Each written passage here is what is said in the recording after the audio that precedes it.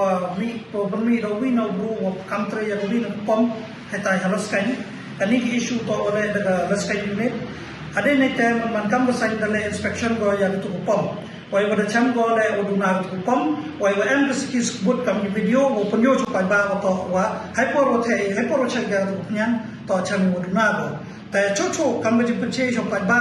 Adin na itu nagalang na masang dadabo ko yung FIR for Raleigh Police Station why wala da complaint galang sa Meteorology Department. Ta nagalang na masang dadable ilay yung joint inspection mo Meteorology Department hada pong yung o.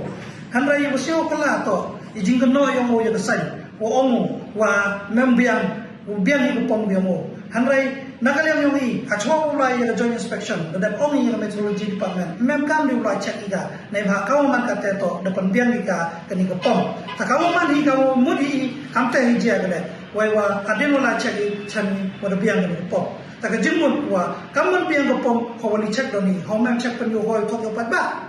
tanai tai daw hajing itu anwa kachiti ko panyo chagi pat ba wa kasan dawa ko utek penyang mangkena lani wa dawa donation do I kam kasan foi penche wa hawe mi kawan ke program go he kasan ka jo pha go ya kichiti cha ki wal bishar bi ka la ne cha ki wan gibru ki bujo ya rabika ta memut ko hawe emon ka donation ya ki wan gibru kasan pe la ke wan gibru o